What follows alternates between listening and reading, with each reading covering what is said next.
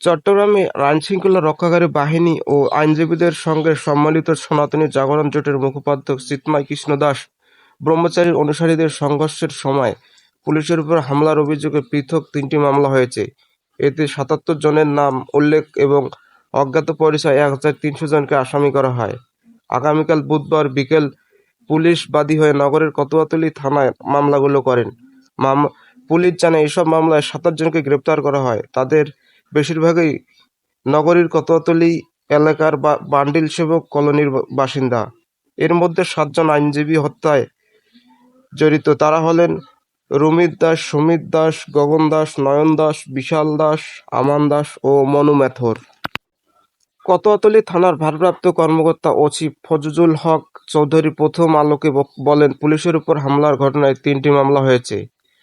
কুপিয়ে ও পিটিয়ে হত্যার ভিডিও ফুটেজ দেখে শনাক্ত করে ৭ জনকে গ্রেপ্তার করা হয়।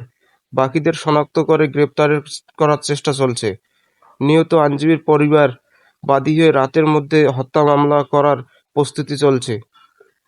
চট্টগ্রাম আদালত ভবনের মূল ফটকের বিপরীতে রঙ্গন সিনেমা হল সংলগ্ন বান্ডেল রোড সেবক কলোনির এলাকার একটি গলিতে আইনজীবী সাইফুল ইসলামকে কুপিয়ে ও পিটিয়ে হত্যা করা হয়।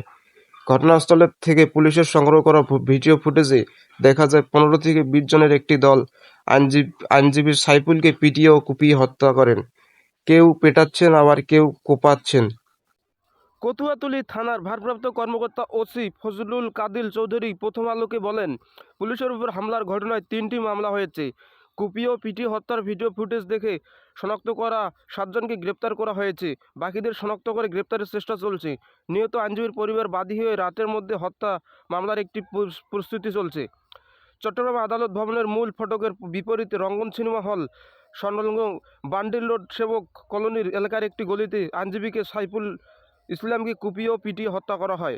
ঘটনাস্থল থেকে পুলিশের সংগ্রহ করা ভিডিও ফুটেজ দেখে ১৫ থেকে ২০ জনের একটি দল আইনজীবীকে সাইফুলকে পিটিয়ে ও কুপিয়ে হত্যা করেন।